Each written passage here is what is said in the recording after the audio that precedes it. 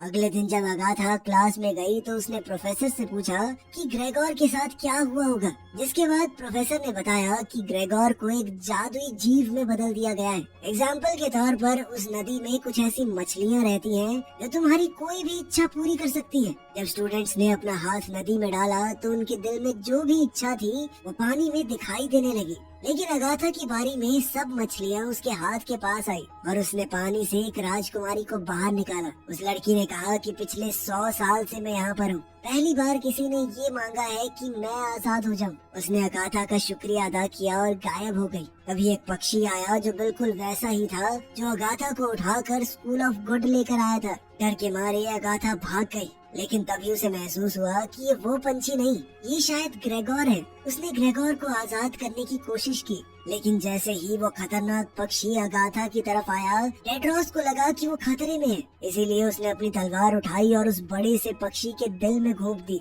जिसके बाद ग्रेगोर का शरीर चूर चूर हो गया। ये देखकर अगाथा को बहुत गुस्सा आया। उसने टेड्रोस को थप्पड़ मार दिया और इल्जाम लगाया कि तुमने मेरे दोस्त की जान ली है। अगाथा को शांत करने की कोशिश करते हुए टीचर ने सब स्टूडेंट्स को उनके कमरों में भेज दिया और कहा कि सालों बाद इस स्कूल में कोई ऐसा आया है जिसके अंदर सिर्फ अच्छाई भरी पड़ी हो, बुराई का तो कोई नामो निशान ही नहीं। क्योंकि अगाथा ने अपने बारे में न सोचते हुए अपनी विश का इस्तेमाल उस लड़की के लिए किया कि ये आजाद हो जाए। क्लास के बीच में ब्रेक मिला तो अगाथा अपनी दोस्त से मिलने गई। तब उसे पता चला कि सोफी के पास रफाल आया था। उसी वक्त टेड्रोस भी वहाँ आया और उसकी आंख पर काला निशान पड़ा था। यही पहली बार सोफी को मौका मिला उससे बात करने का। बातचीत के दौरान वहाँ एक गार्ड आ गया। वो सोफी को पकड़कर पनिशमेंट रूम में ले गया, जहाँ लेडी लेसोस का इंतजार कर रही थी। उसने सोफी को कुर्सी पर बांध दिया और कुल्हाड़ी उठाई, जिससे उसने सोफी के बाल छोटे कर दिए, क्योंकि उसका मानना था कि इस लड़की की खूबसूरती ही लोगों को उसका असली रूप देखने से रोक रही है।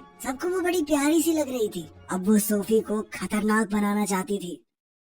उस दोपहर को जब सोफी अपनी जिंदगी में हो रही चीजों पर दुख मना रही थी, तभी रफाल उसके पास आया। उसने सोफी से कहा कि अपने सपनों को याद करो, इन सब के ऊपर राज करने के लिए बनी हो तुम, उसके लिए जो भी करना पड़े करो। और आखिरकार सोफी ने उसकी बात मान ली। इसके बाद दोनों स्कूल्स के नए स्टूडेंट्स की एक इकट्ठा क्लास लगी, जिसमें लेडी लेसो ने सबको बताया कि कोई भी इंसान अपना जादू तभी इस्तेमाल कर सकता है जब वो अपनी उंगली की चमक को जगा ले। सब लोग अपनी ताकत को जगाने की कोशिश कर ही रहे थे, तभी सोफी एक नए अवतार में सबके सामने आई और उसने लेडी लेसो को शुक्रिया कहा उसका रूप बदलने के लिए। सोफी ने एक ही झटके में अपनी ताकत को जगा दिया और फिर बुराई के स्कूल वाले अपने क्लासमेट्स के साथ जाकर खड़ी हो गई। अब वो अपने अंदर की बुराई को अपनाने के बाद उनसे दोस्ती करना चाहती थी। अगाथा ने देखा कि सोफी धीरे धीरे बुराई के रास्ते पर जा रही है, तो उसने सोचा कि टेड्रोस के मन में इसके लिए प्यार जगाना पड़ेगा। उसने सोफी को सलाह दी कि उसे तीर चलाने वाली क्लास लेनी चाहिए। उस कहानी के मुताबिक सिर्फ ऐसे लोग निशाना सही लगा सकते हैं जिनके अंदर अच्छाई हो,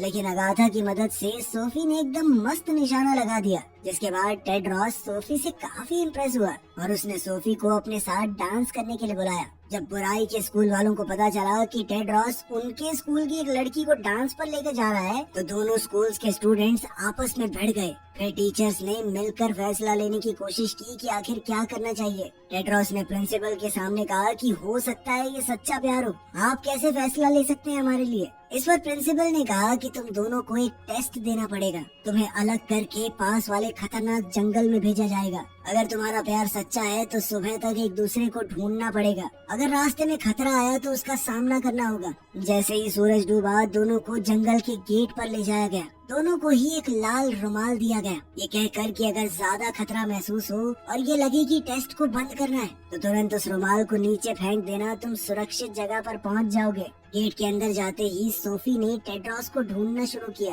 लेकिन अचानक उस पर जंगली फूलों ने हमला कर दिया। उसकी चीख को सुनकर अगाथा अपनी दोस्त के लिए डर गई। वो दीवार के दूसरी तरफ थी और अब एक सफेद डव में बदलकर वो जल्दी से वहाँ पहुँची। अंधेरे में चलती हुई सोफी जल्द ही एक स्केयरक्रो के सामने आई, जो अचानक जिंदा होकर उसके पीछे भागने लगा। जैसे ही वो उसे मारने वाला था, अगाथा ने वहाँ आकर उसे गिरा दिया। उसने सोफी को उठाया और कहा कि टेड्रोस की आवाज सुनो और उसकी तरफ जाओ। लेकिन तभी वो स्केयरक्रो फिर से उठ खड़ा हुआ और टेड्रोस पर हमला कर दिया। उसने हमला करके टेड्रोस की खास तलवार भी गिरा दी। अब टेड्रोस एक बहुत ही बड़ी मुसीबत में था। अगाथा ने सोफी से कहा कि जल्दी से उसकी मदद करो, लेकिन सोफी डर के मारे सुन्न पड़ गई। जब अगाथा को महसूस हुआ कि ऐसे तो टेड्रोस मारा जाएगा, तो उसने वो खास तलवार उठाकर टेड्रोस तक पहुंचाई, जिसके बाद टेड्रोस ने उस राक्षस को मार दिया। टेड्रोस को महसूस हुआ कि सोफी ने उसे धोखा दिया है, बचाने की कोशिश तक नहीं की, जिसके बाद टेड्रोस ने वो लाल रुमाल जमीन पर फेंक दिया